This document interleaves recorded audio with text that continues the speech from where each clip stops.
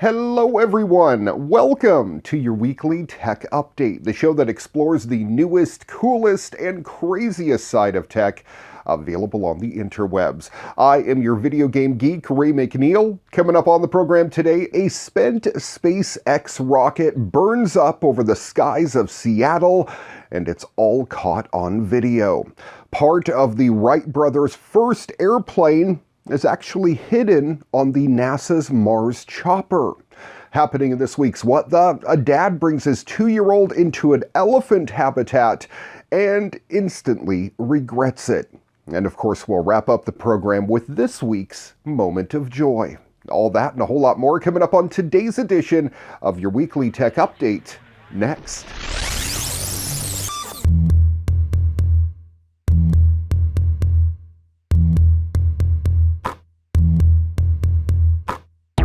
Hi everyone. Stargazers in Oregon and Washington were treated to an unexpected show recently. What looked like a meteor shower unexpectedly streaking lazily across the night sky was actually the remains of a SpaceX Falcon 9 rocket burning up as it traveled through the atmosphere. Numerous meteorologists and astronomers ID'd the lights in the night sky as harmless rocket debris.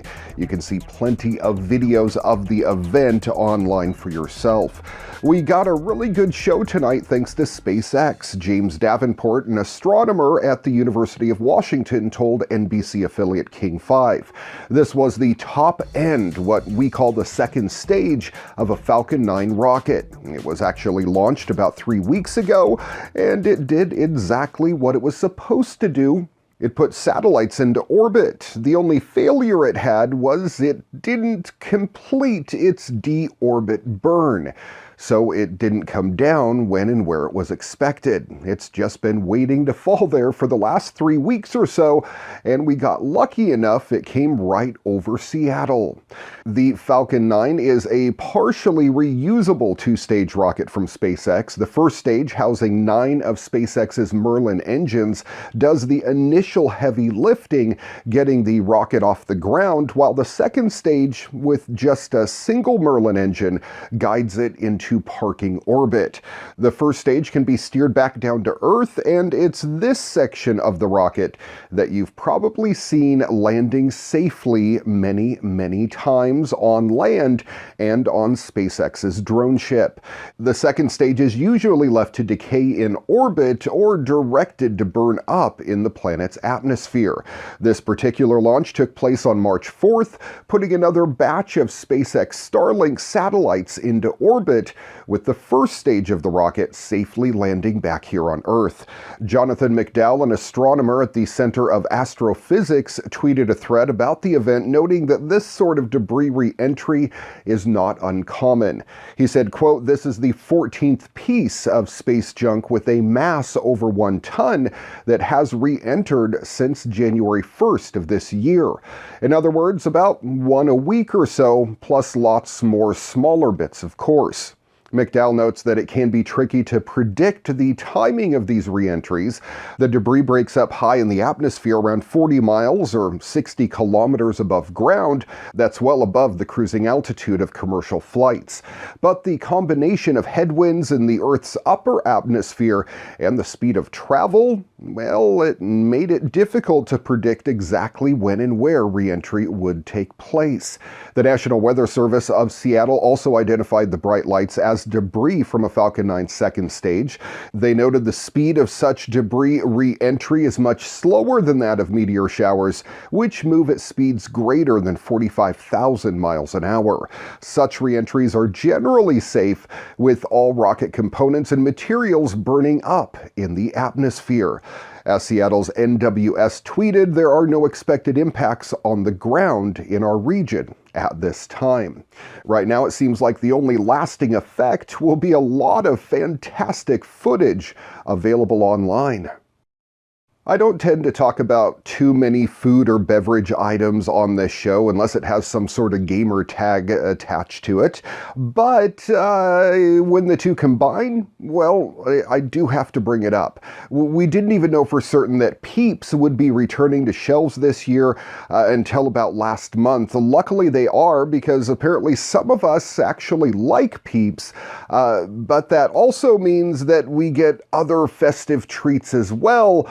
This year, we're getting a Pepsi X Peeps drink. No, it's not an April Fool's Day joke. It's a bit too early for that. This is actually a real product. The two iconic brands have come together to create a beverage that combines the crisp taste of Pepsi Cola, they say, with the, quote, sweet flavor of Peeps Marshmallow. The new drink comes in 7.5-ounce Pepsi mini cans in bright yellow, pink, and blue colors that are reminiscent of the classic Peeps chicks and bunny hues. The only catch here is that the Pepsi X Peeps is not available in stores, so you'll have to try your luck at winning it. Head to Twitter or Instagram and post photos of yourself enjoying springtime with Peeps Marshmallow Chicks and Bunnies. Make sure you tag Pepsi and use hashtag HangInWithMyPeeps and hashtag Pepsi Sweepstakes for a chance to win a limited edition 3-pack of the Sweet Sip. My thought is if you were to have too many, you would probably overload on the immense sugar that has to be packed inside of each one of those cans. After what has been a very difficult year, many consumers are looking for new things to smile about. So to celebrate the start of springtime, Pepsi collaborated with Peeps to develop a limited batch of its first ever Marshmallow Cola. That comes from the VP of Marketing from Pepsi. In addition to the 3-pack prizes, 10 people will be awarded the grand prize, which is a collector's package of Pepsi X Peeps. The mini cans will only be around for a limited time and are sure to be a one-of-a-kind experience, so much so that we bet even more non-Peeps fans will want to give it a try too. The premium level X-Shore Eelex 8,000 electric boat. It is a mouthful, but it's also making its US debut, the company announced recently. First unveiled in Europe back in 2019, the Swedish-made Eelex 8000 is an all-electric boat that's designed for day trips on the water. Conrad Bergstrom, the Swedish tech millionaire behind the electric boat startup X-Shore, says that he was inspired by Tesla to create the company's lineup of electric boats. The company adopted a similar strategy to Tesla, focusing initially on high-end long-range products and beginning with low-volume production. The goal wasn't just to create an electric boat, but to make it better than fossil fuel boats. And now X-Shore is bringing its first electric boats to Tesla's front door in the US, offering electric maritime transportation options directly to Americans. The X-Shore Eelex 8000 weighs in at about 5,700 pounds, and it only measures 26 feet in length. The boat features a 300 horsepower motor and reaches a peak speed of 35 knots. It's about 40 miles an hour or so.